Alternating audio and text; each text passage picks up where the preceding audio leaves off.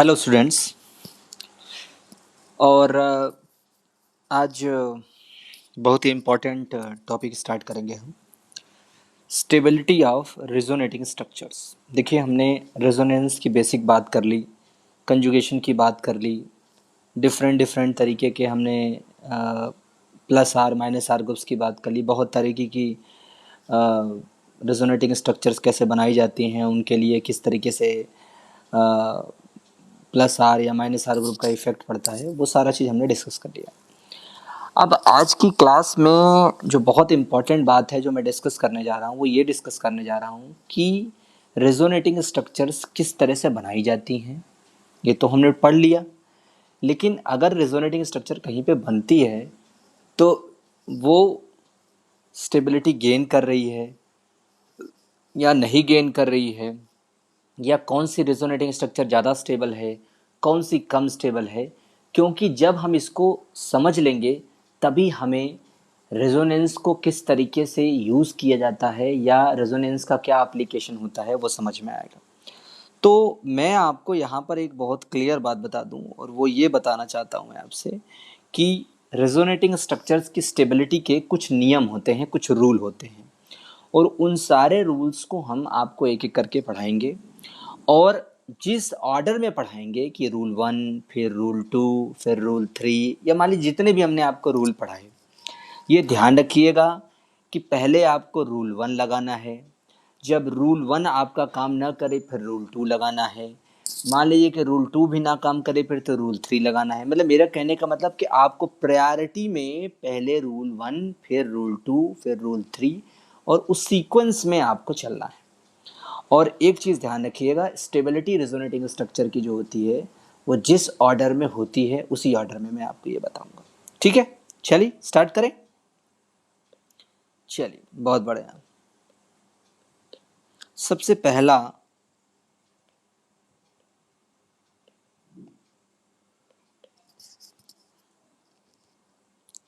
Rule number 1, neutral resonating structure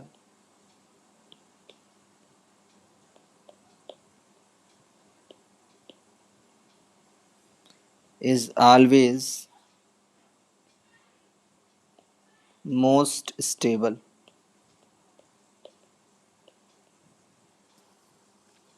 Neutral resonating structures is always more stable than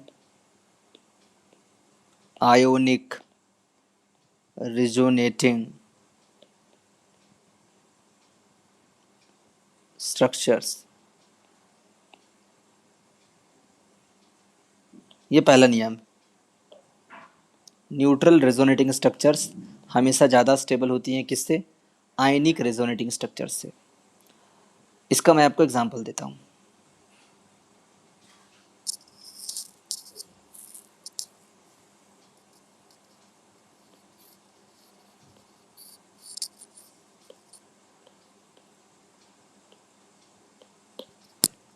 देखिए, neutral तो आप समझते हैं, न्यूट्रल का मतलब जिस पे कोई चार्ज ना हो, और आयोनिक का मतलब जिसके ऊपर कोई चार्ज हो। फॉर एग्जाम्पल, मैंने ये एक कंपाउंड लिया। जैसा कि हमें पता है, यहाँ पर इस सी डबल बॉन्ड ओ का जो नेचर है वो कैसा है? वो इस सी डबल बॉन्ड ओ का नेचर जो है वो है हमारा माइनस आर।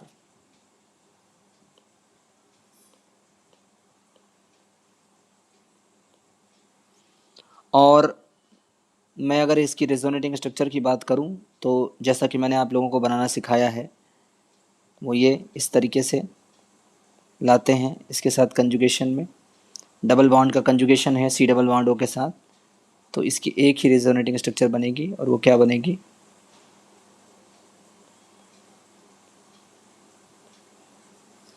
ठीक है, ओके,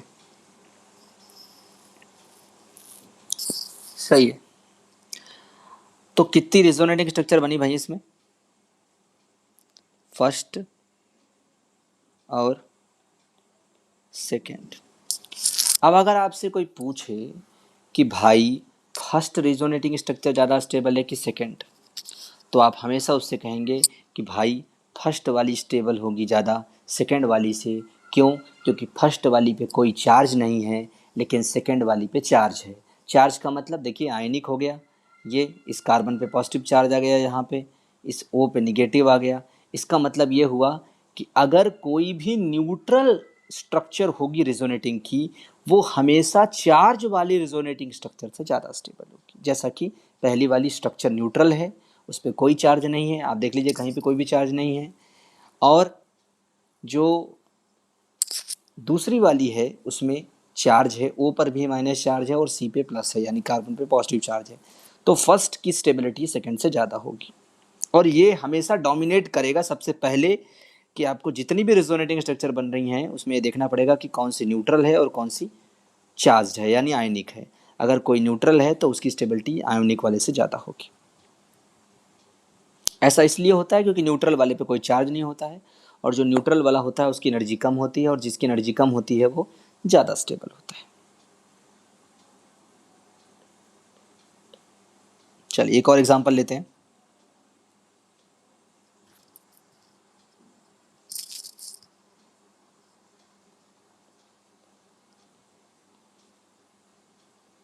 एक और एग्जांपल लेते हैं।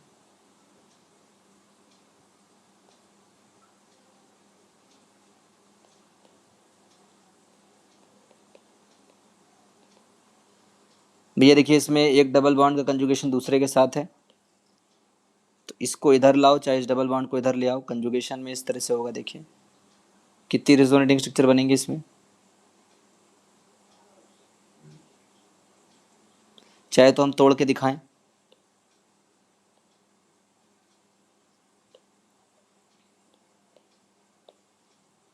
पहले इसको ऐसे तोड़ दे,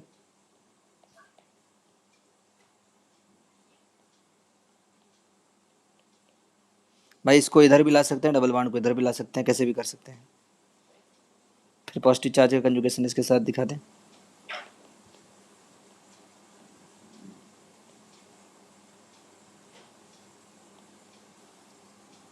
ठीक है, तो कितनी रेजोनेटिंग स्ट्रक्चर बन गई भैया? देखिए इसमें दो डबल बॉन्ड है, दो बनेंगे। ये वाली तो रियल नहीं है, तो ये वाली रियल नहीं होगी, तो एक ये होगी, मान लीजिए ए फर्स्ट हो गया, और ये मान लीजिए स्ट्रक्चर हो गई बी। अब आपसे कोई पूछे कि ए और बी में कौन ज़्यादा स्टेबल होगा रेजोनेटिंग स्ट्रक्चर, तो आप कहोगे ए वाली, क्योंकि ए न्यूट्रल है और बी वाला चार्ज्ड है या आयोनिक है। ठीक है, ये नियम है, इस नियम का ध्यान रखना है आपको। अब बात करते हैं हम तीसरे एग्जाम्पल की, थर्ड एग्जाम्पल की। ऑक्सीजन का देखिए दो लोन पेयर है, उसमें से जो लोन पेयर है वो कंजुगेशन में है अंदर पाई क्लाउड के। इस तरीके से देखिए ऐसे अंदर आएगा, डबल बॉन्ड आगे शिफ्ट हो जाएगा, तीन रेजोनेटिंग स्ट्रक्चर बनेंगी इसकी। ऐसे होगा, देखिए O पे प्लस आ जाएगा, C पे माइनस आ जाएगा, यहाँ डबल बॉन्ड, फिर ये अंदर आएगी इस तरीके से कंजुगेशन में। ये मैं आप लोगों को पढ़ा चुका हूँ कि ये कैसे बनाया जाता है। OH का नेचर किस तरह से होगा, प्लस R ग्रुप की तरह।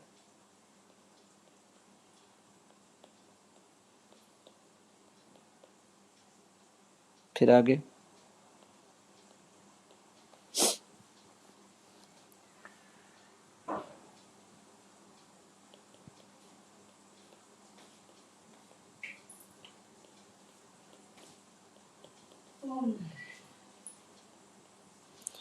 अब आप देखिए आपके पास कितनी रेजोनेटिंग स्ट्रक्चर बन रही है इसमें।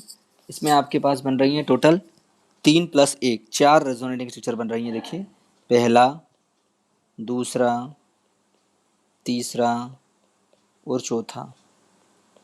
लेकिन इस सारी रेजोनेटिंग स्ट्रक्चर में पहला वाला जो है वो न्यूट्रल है, लेकिन दूसरा, तीसरा और चौथा ये क्या हैं, आयोनिक हैं। और अगर ये आयोनिक हैं, चार्ज्ड हैं, तो इनकी स्टेबिलिटी हमेशा न्यूट्रल वाले से कम होगी, और न्यूट्रल वाले की स्टेबिलिटी हमेशा ज़्यादा होगी क्योंकि उसकी एनर्जी सबसे कम है। तो इसका मतलब ये हो गया कि सबसे मोस्ट स्टेबल रेजोनेटिंग स्ट्रक्चर अगर पूछा जाए तीसरे में, तो वो है फर्स्ट।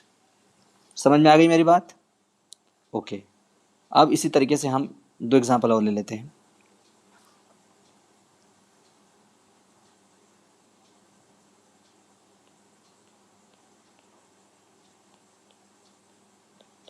यहाँ पर देखिए कितनी रेजोनेंस स्ट्रक्चर बनेगी, 3 बनेगी। इस तरह से बनाना सिखा चुका हूँ। CHO जो है वो -R ग्रुप है,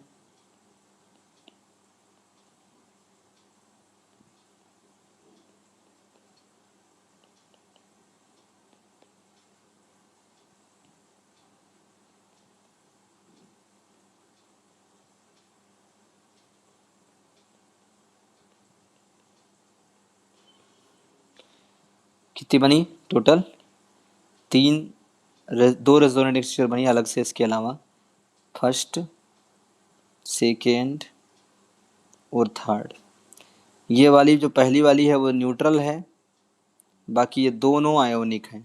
तो इसका मतलब इसकी स्टेबिलिटी क्या होगी, कम होगी, और पहले वाले की स्टेबिलिटी ज़्यादा होगी। यानी कि हमारी मोस्ट स्टेबल रेजोनेंस स्ट्रक्चर कौन सी हुई, जिस पे हमने ये टिक किया, क्योंकि ये न्यूट्रल है। समझ में आ गई बात। एक और एग्जांपल ले लेते हैं।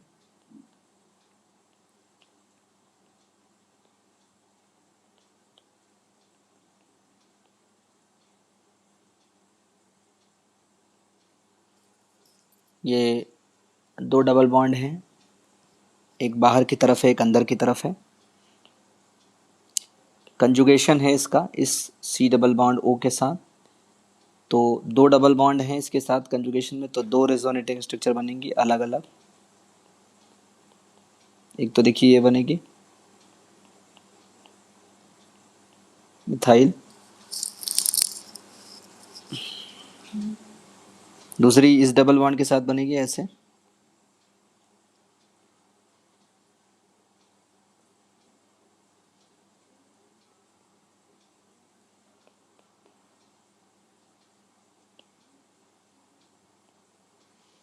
तो दो रेजोनेटिंग स्ट्रक्चर बनी अलग से, एक तो ये हो गई सेकेंड, और ये थर्ड, और ये फर्स्ट।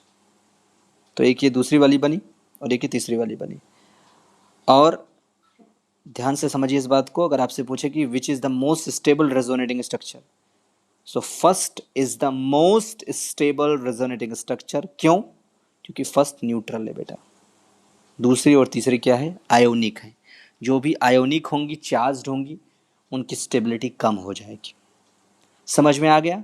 तो आई होप सो आपको ये समझ में आ गया होगा कि रूल नंबर 1 क्या है, और रूल नंबर 1 के हिसाब से हमें किस तरह से देखना है। ये ध्यान रखना, रूल नंबर 1 तभी लगेगा जब कोई ऐसी स्ट्रक्चर होगी जो पहले से न्यूट्रल होगी, नहीं तो ये रूल नहीं लगेगा। भाई जाहिर सी बात है, अगर न्यूट्रल पहले से होगी तभी उस पर यह नियम लगेगा,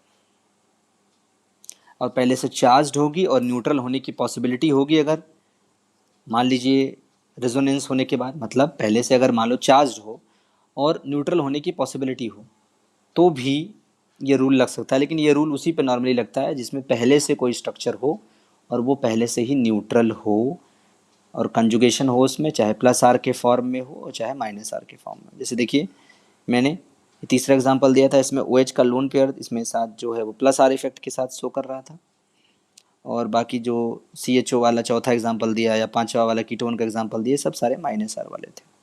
ठीक है, समझ में आ गया। अब आते हैं हम रूल नंबर 2 पे।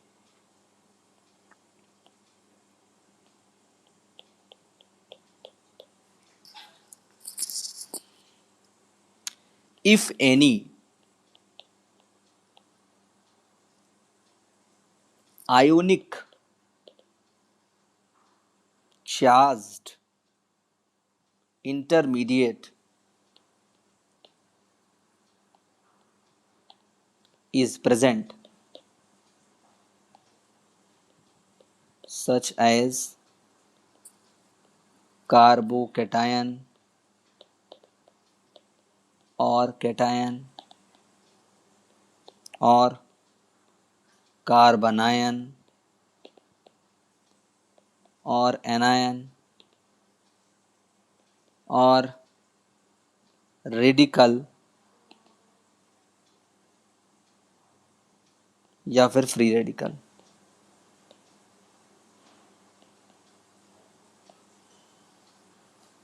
then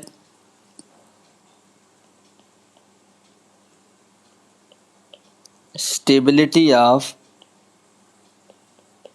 resonating structure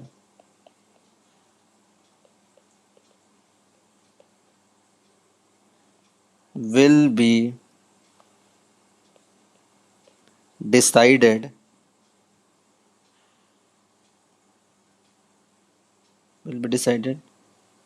by applying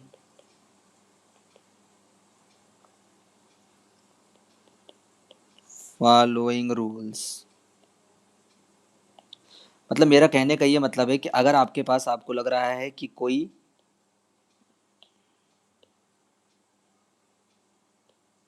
ionic species है, इंटरमीडिएट है, जैसे कार्बोकेटायन या फिर कैटायन है, या फिर कार्बनायन या कोई एनायन है, या फिर रेडिकल या कोई फ्री रेडिकल है, तो फिर उसकी स्टेबिलिटी बताने के लिए रेजोनेटिंग स्ट्रक्चर की हम जो मैं आपको रूल्स बताने जा रहा हूँ उनका इस्तेमाल करते हैं। देखिए, कैटायन या कार्बोकेटायन का मतलब समझिए। जैसे कैटायन या कार्बोकेटायन का मतलब ये होता है बेटा, कैटायन या कार्बोकेटायन का मतलब ये है कि जैसे मान लीजिए कि हमने सपोज कीजिए ये लिया, कार्बन पे पॉजिटिव लगा दिया, या मान लीजिए कि ये लिया, तो ये ऊपर वाला जो है, ये फर्स्ट वाला जो मैंने मार्क किया है, ये कार्बोकेटायन है। अब आप कहोगे कि सर ये कार्बोकेटायन क्यों है? तो ये कार्बोकेटायन इसलिए है क्योंकि इसके कार्बन पर पॉजिटिव चार्ज है, और पॉजिटिव चार्ज का कंजुगेशन डबल बॉन्ड के साथ है, इसलिए ये कार्बोकेटायन है। लेकिन नीचे वाला जो है बेटा, नीचे वाला कार्बोकेटायन नहीं है, बल्कि वो क्या है? वो एक डबल बॉन्ड का दूसरे डबल बॉन्ड के साथ कंजुगेशन है, या कह सकते हैं कि दो डबल बॉन्ड हैं। और अगर मैं इनको नंबरिंग दूं तो 1 2 3 4, यानी नीचे वाला न्यूट्रल कंपाउंड है 1,3 ब्यूटा डाइन है। क्या है? 1,3 ब्यूटा डाइन।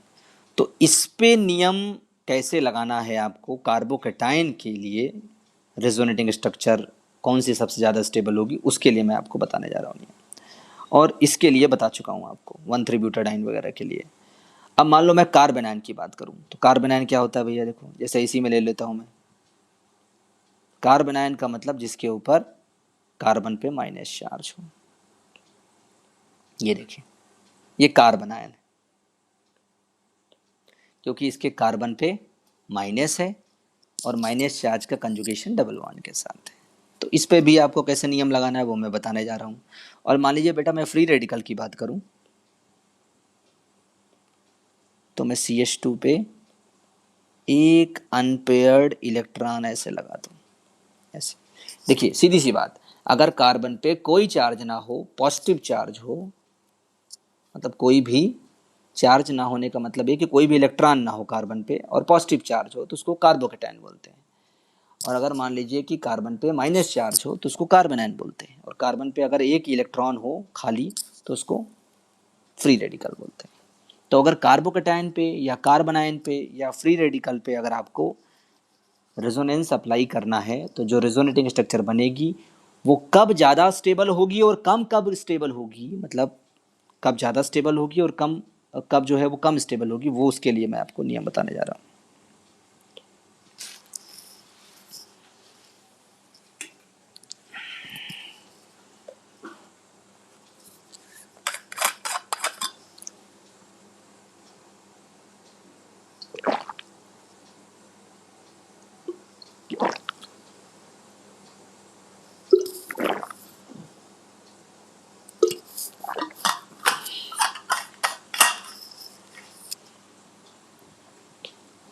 चलिए स्टार्ट करते हैं।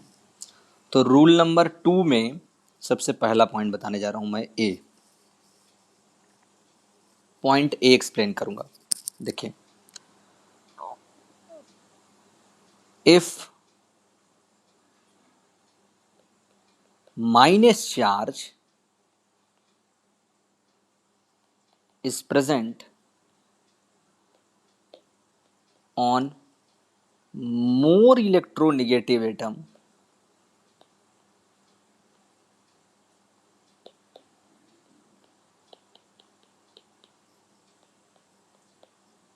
such as O, N, S, etc. and positive charge is present on carbon. Like carbon is less electronegative atom.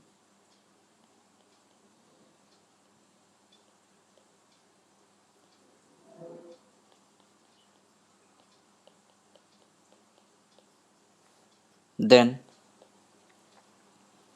that resonating structure is more stable. मतलब कि अगर आपके पास कोई भी आयनिक रेजोनेटिंग स्ट्रक्चर है और उसमें minus charge more electronegative atom पे है, जैसे कि नाइट्रोजन पे, ऑक्सीजन पे या फिर सल्फर पे, और पॉजिटिव चार्ज जो है वो मान लीजिए किस पे है, कार्बन पे, यानी कि लेस इलेक्ट्रोनेगेटिव एटम पे, तो उसकी स्टेबिलिटी बढ़ती है रेजोनेटिंग स्ट्रक्चर की, वो रेजोनेटिंग स्ट्रक्चर ज़्यादा स्टेबल होती है। क्यों? क्योंकि अगर माइनस चार्ज को आप मोर इलेक्ट्रोनेगेटिव एटम पे रखेंगे, जैसे ऑक्सीजन पे, नाइट्रोजन पे, सल्फर पे, तो भाई ऑक्सीजन जो होता है वो मोर इलेक्ट्रोनेगेटिव है। मोर इलेक्ट्रोनेगेटिव मतलब उसके ऊपर माइनस चार्ज ज़्यादा स्टेबल होगा। और जो कम इलेक्ट्रोनेगेटिव होता है जैसे कार्बन, तो उसके ऊपर निगेटिव भी हो सकता है, पॉजिटिव भी हो सकता है कार्बन पे, लेकिन पॉजिटिव कंपेरेटिवली ज़्यादा स्टेबल होगा और निगेटिव कम स्टेबल होगा। मेरा कहने का मतलब थोड़ा समझिए, मेरे कहने का मतलब ये है कि सपोज करिए कि आपकी रेजोनेटिंग स्ट्रक्चर कोई है और उस रेजोनेटिंग स्ट्रक्चर में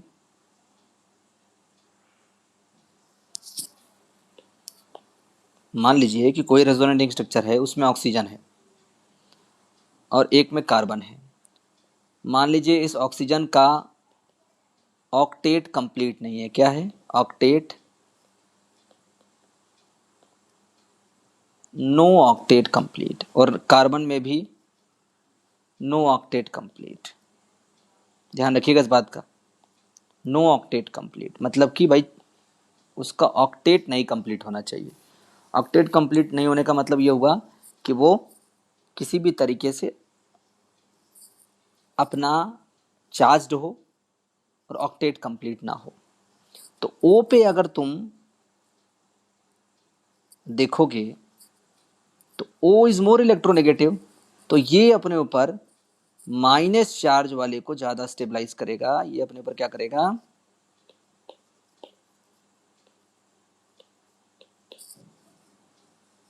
माइनस वाले को ज्यादा स्टेबलाइज करेगा देन प्लस वाले के, और ये वाला जो है वो प्लस वाले को ज़्यादा स्टेबलाइज करेगा इन कंपैरिजन टू माइनस वाले को। अगर मैं सिंपल कंपैरिजन कर रहा हूँ तो, सिंपल कंपैरिजन कर रहा हूँ मतलब कि मेरे पास दो सिंपल रेजोनेटिंग स्ट्रक्चर हैं, उसमें से एक में ऑक्सीजन है, उसका ऑक्टेट कंप्लीट नहीं है और उस पर माइनस है, और एक में ऑक्टेट कंप्लीट नहीं है और उसमें प्लस है। तो जिसमें माइनस होगा वो रेजोनेटिंग स्ट्रक्चर ज़्यादा स्टेबल होगी प्लस वाले से।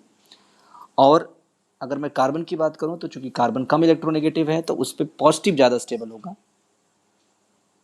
माइनस के कंपैरिजन में। मैं इसका आपको एग्जांपल देता हूं, बिना एग्जांपल के समझ में नहीं आएगा। देखिए ध्यान से, बड़ा अच्छा एग्जांपल दूंगा आपको, क्लियर हो जाएगा आपको। सबसे पहला एग्जांपल ले रहा हूं मैं,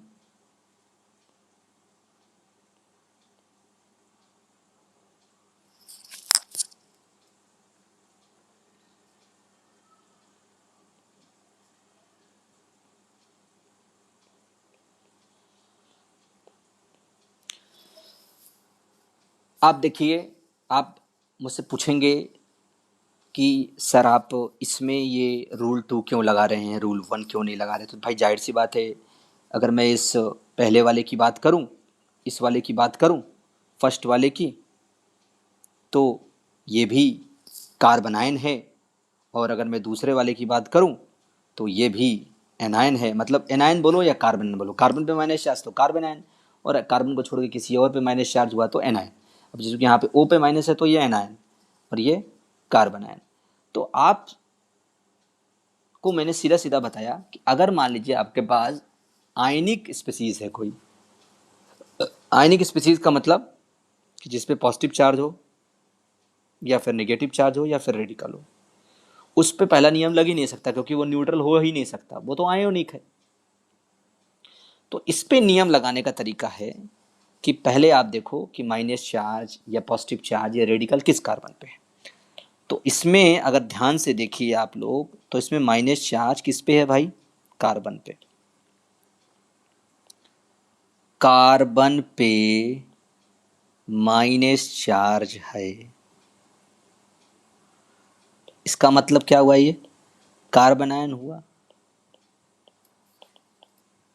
ठीक है, अब ये कार्बन आयन का माइनस चार्ज कंजुगेशन में है, देखिए कंजुगेशन में है, एक सिग्मा बॉन्ड छोड़ करके ये पाई बॉन्ड है O के साथ, तो ये माइनस आर की तरह बिहेव करेगा ये कीटोन, और अपनी तरफ इस इलेक्ट्रॉन को पुल करेगा, खींचेगा, विड्रॉ करेगा। तो ये इधर आया और ये इधर चला गया। कैसे आपने रेजोनेटिंग स्ट्रक्चर बनाई थी वो मैंने आपको बता दिया, 1 2 3। तो इसकी एक रेजोनेटिंग स्ट्रक्चर बनी जो, वो क्या होगी?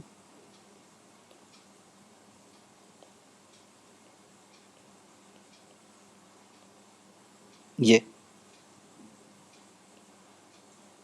1 2 3।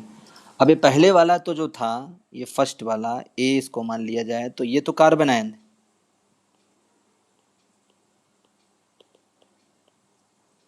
ये वाला। लेकिन ये वाला क्या है? ये ओ एनायन है, ऑक्सीजन का एनायन है, ओ एनायन। ये कार्ब, अगर कार्बन पे माइनस चार्ज तो कार्बन आयन, और ओ माइनस चार्ज मतलब ओ एनायन। अब ध्यान से देखिए, मैंने अभी अभी आपको बताया कि अगर कोई चार्ज्ड स्पीसीज है, या फिर कहा जाए कि कैटायन है या कार्बोकैटायन है या कार्बन आयन है या एनायन है या रेडिकल है या फ्री रेडिकल है, तो वहाँ पे अगर मान लीजिए माइनस चार्ज है तो वो मोर इलेक्ट्रोनेगेटिव एटम पे होना चाहिए, और अगर माइनस चार्ज है और पॉजिटिव चार्ज है तो वो लेस इलेक्ट्रोनेगेटिव एटम पे होना चाहिए। तो यहाँ जो इंटरमीडिएट हमने लिया वो एनायन लिया है। अब ध्यान से देखिए आप, तो पहले वाले में माइनस चार्ज कार्बन पे है और कार्बन की इलेक्ट्रोनेगेटिविटी कम होती है, लेकिन दूसरे वाले को देखा जाए तो बी वाले को, उसमें मतलब ए वाले पे माइनस चार्ज कार्बन पे है लेकिन बी वाले में ऑक्सीजन पे है, और हमें पता है कि ऑक्सीजन की इलेक्ट्रोनेगेटिविटी कार्बन से ज़्यादा होती है। इसका मतलब कि जो बी की स्टेबिलिटी होगी वो ए से ज़्यादा होगी, ए जो है वो कम स्टेबल होगा बी से। क्यों?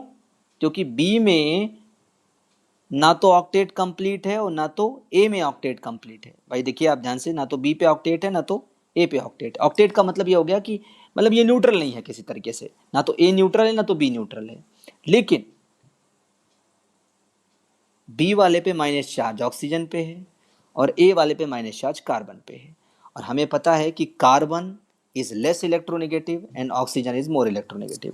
तो इसका मतलब जिसकी इलेक्ट्रोनेगेटिविटी ज़्यादा होगी उसका रेजोनेटिंग स्ट्रक्चर ज़्यादा स्टेबल होगा। इसका मतलब ये हो गया कि B is more stable than A। B की स्टेबिलिटी A से ज़्यादा है। क्यों A से ज़्यादा है भैया? क्योंकि B का ऑक्टेट, B का जो है उसमें रेजोनेटिंग स्ट्रक्चर में माइनस चार्ज ऑक्सीजन पे है and oxygen is more electronegative, and A में कार्बन पे है। तो ये हमने आपको सिखाया कि रेजोनेटिंग स्ट्रक्चर तो दो बनेगी, लेकिन दोनों में कौन ज़्यादा स्टेबल होगी ये बताया मैंने आपको। अब देखिए, अब आ जाइए दूसरे पे। ओ पे माइनस था, अंदर लाए, 3 बनेगी, इसके अलावा वो मैं तीनों बना देता हूँ।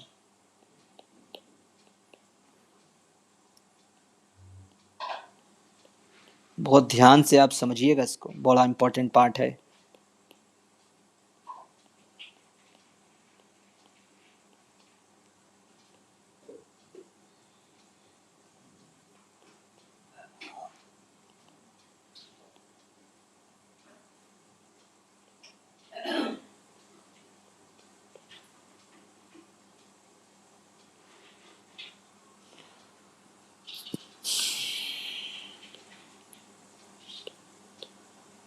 देखिए,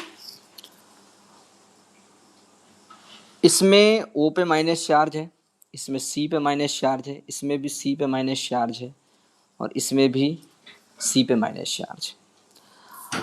अब अगर आपसे कोई पूछे कि भैया इन चारों में, चार बन रही हैं, चारों में कौन ज़्यादा स्टेबल होगी, फर्स्ट, सेकेंड, थर्ड,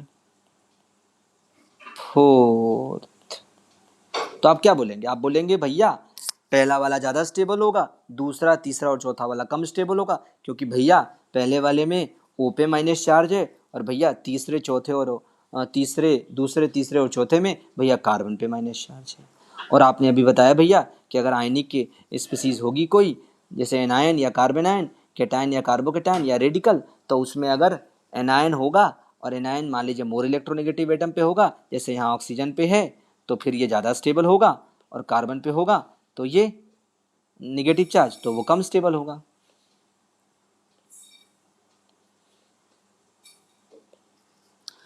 तो इसका मतलब ये हुआ कि यहां पर फर्स्ट की स्टेबिलिटी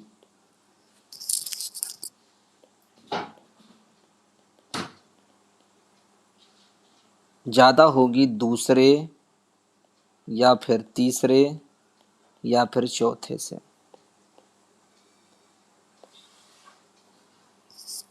और पहले वाले में बी की स्टेबिलिटी ज़्यादा होगी ए से। वो सीधा सीधा है इसमें कॉन्सेप्ट बेटा। मोर इलेक्ट्रोनेगेटिव एटम पे माइनस चार्ज होगा, that is more stable. Less electronegative atom पे माइनस चार्ज होगा, दैट इज लेस स्टेबल।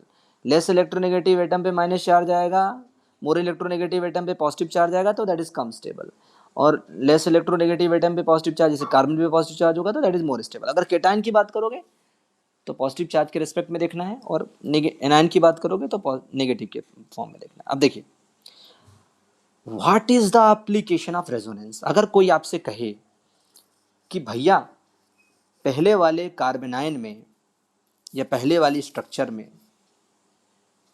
ज़्यादा स्टेबिलिटी होगी या दूसरे वाले स्ट्रक्चर में ज़्यादा स्टेबिलिटी होगी, तो आप खुद सोचिए, पहले वाले में कार्बेनाइन डीलोकलाइज हो रहा है और डीलोकलाइज होकर के मूव होकर के ऑक्सीजन पे जा रहा है। थोड़ा ध्यान से समझिएगा, मतलब कि पहले वाले में कार्बेनाइन जो है वो डीलोकलाइज होकर के मूव करके ऑक्सीजन पे जा रहा है,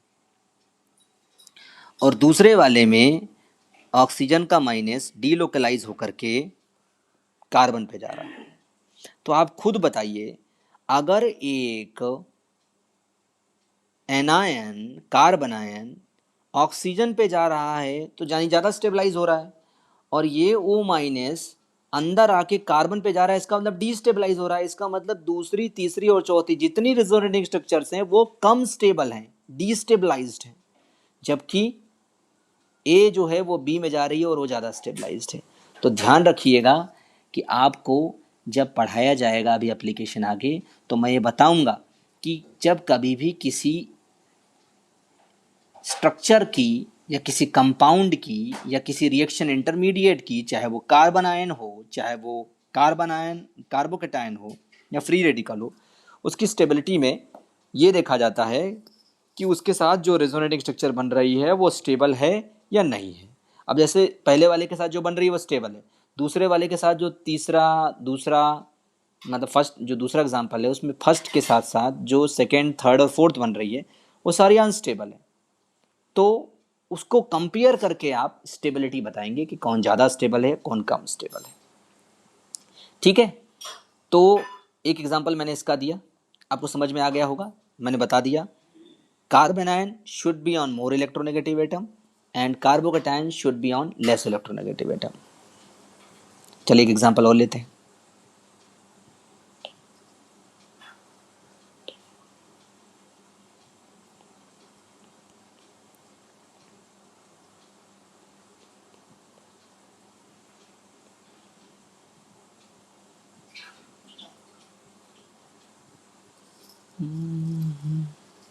ध्यान से देखिएगा, ये कार्बोकेटायन है, 1 पे है, इसका कंजुगेशन 2 और 3 के पाई बॉन्ड के साथ है। ये देखिए, ये वाला पाई बॉन्ड है, इस पाई बॉन्ड के साथ है। तो इसका मतलब कि इसका माइनस चार्ज, जो पॉजिटिव चार्ज है वो अपनी तरफ खींचेगा, इस पाई बॉन्ड को खींचेगा तो एक रेजोनेटिंग स्ट्रक्चर बनेगी जिसमें 1 और 2 के बीच में पाई बॉन्ड आ जाएगा और 3 पे पॉजिटिव चार्ज आ जाएगा। एक और ले लेते हैं, चौथा एग्जांपल।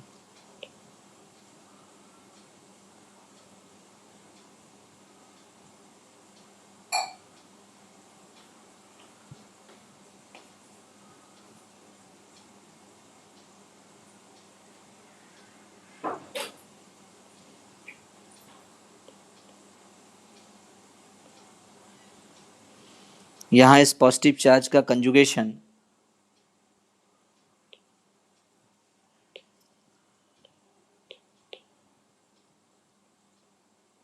मान लीजिए C डबल बॉन्ड O के साथ है, तो जाहिर सी बात है भाई पॉजिटिव चार्ज का मतलब ये तो लेना चाहेगा अपनी तरफ। अब आप कहोगे सर ऑक्सीजन की तरफ क्यों नहीं ले जा रहे हैं? भैया ये पॉजिटिव चार्ज के साथ बॉन्ड तो तभी बनेगा ना जब ऐसे करोगे इसको। देखो जब इसको ऐसे तोड़ोगे, ऐसे,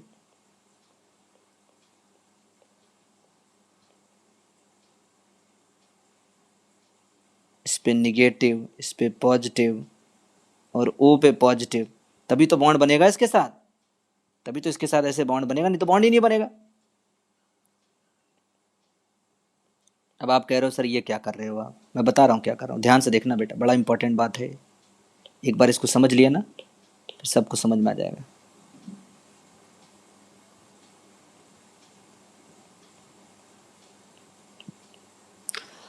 अब आप कहोगे कि सर इसमें जो ये पहला वाला है ये कार्बोकेटायन है और दूसरा वाला जो ये देखो ये क्या है, कार्बोकेटायन, क्योंकि कार्बन पे पॉजिटिव चार्ज।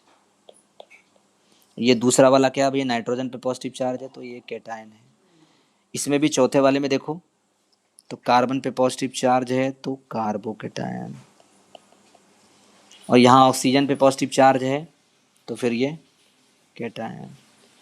और खुद बताओ, मैंने अभी भी बताया कि अगर केटायन लोगे या कार्बोकेटायन लोगे तो positive charge should be on more less electronegative atom, that means carbon.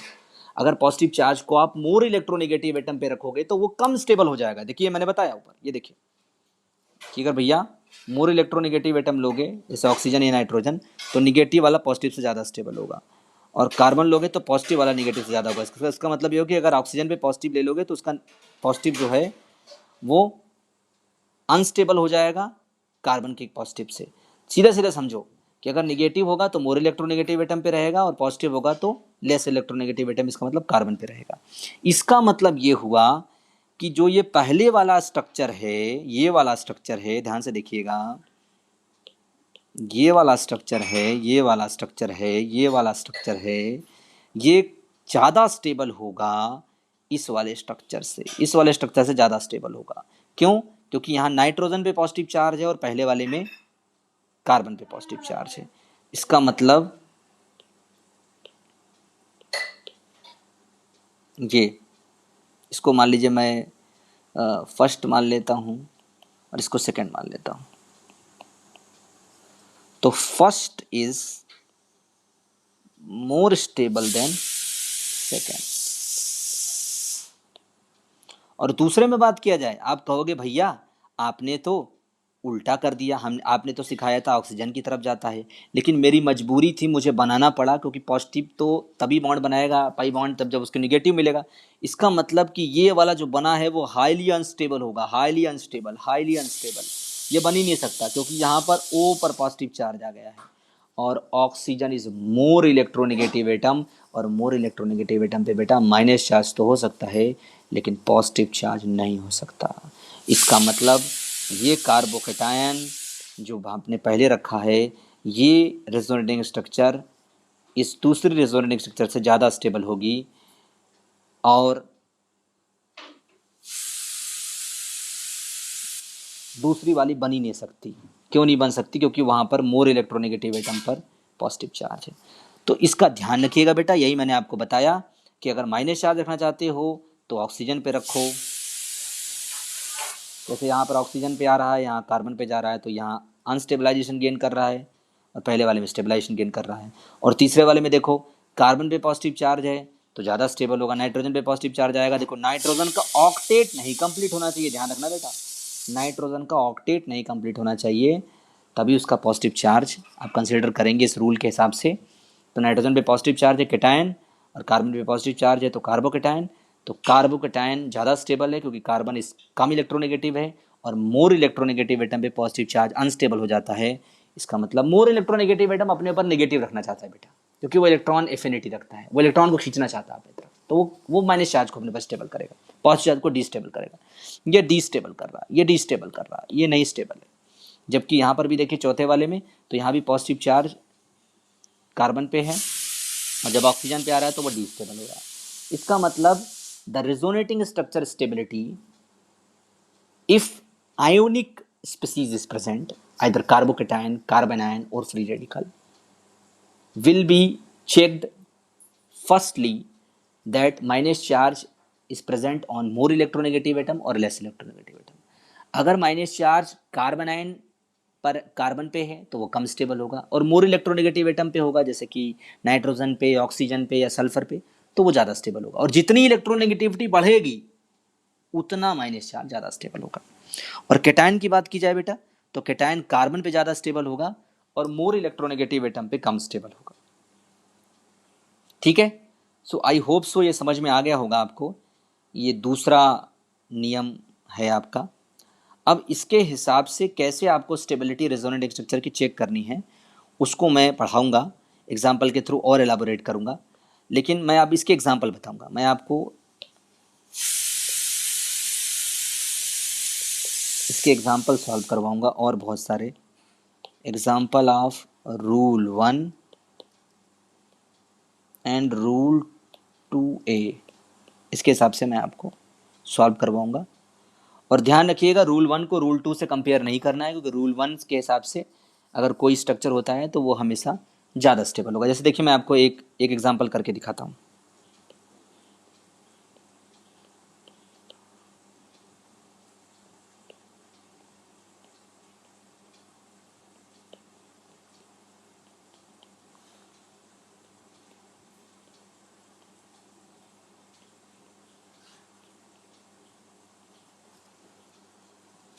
अगर आपसे कोई कहे कि भैया इसके पास ये 3 स्ट्रक्चर हैं,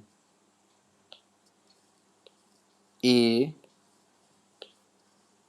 क्वेश्चन 1, बी और सी, आपसे कोई कहे which is the most stable resonating structure, तो आप बिल्कुल बिना सोचे समझे इसको टिक कर दीजिए, इसको, क्योंकि ये न्यूट्रल है और ये आयोनिक है, ये भी आयोनिक है, और न्यूट्रल की रेजोनेटिंग स्ट्रक्चर हमेशा आयोनिक से ज़्यादा स्टेबल होती है। इसका मतलब ए इज द मोस्ट स्टेबल।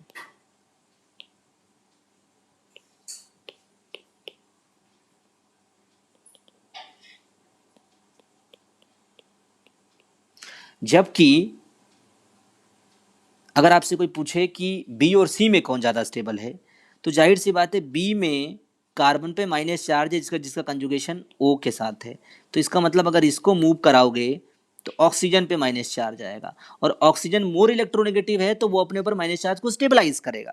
जबकि इस पॉजिटिव चार्ज का कंजुगेशन इस सी डबल बॉन्ड ओ के साथ है जिसकी वजह से ऑक्सीजन पे पॉजिटिव आएगा। इसका मतलब कि इस ऑक्सीजन पे निगेटिव आ रहा है और इस ऑक्सीजन पे पॉजिटिव आ रहा है, तो इसका मतलब कि बी वाला सी वाले से ज़्यादा स्टेबल है। तो B is more stable than C. तो ओवरऑल आर्डर अगर मैं स्टेबिलिटी की बात करूं तो क्या हो जाएगा, ए की सबसे ज़्यादा स्टेबिलिटी होगी, फिर बी की और फिर सी की। तो ऐसे ही सवाल मैं आपको बहुत सारे प्रैक्टिस कराऊंगा, लेकिन पहले आप अपना दिमाग लगा के इसको समझ लीजिए, और इसको समझने में कोई दिक्कत हो तो वो पूछ लीजिए, कंसेप्ट क्लियर कर लीजिए, फिर मैं इसकी प्रैक्टिस आपको अभी कम से कम 2 से 3 दिन कराऊंगा। एक कम से कम 2 दिन तो कराऊंगा ही। देखिए अगर आपको इसकी प्रैक्टिस हो जाएगी उसके बाद ही फिर मैं आपको आगे और सारे 2 रूल और बचे हैं मेरे हिसाब से, 2 से 3 रूल और बचे हैं, वो मैं आपको फिर कराऊंगा।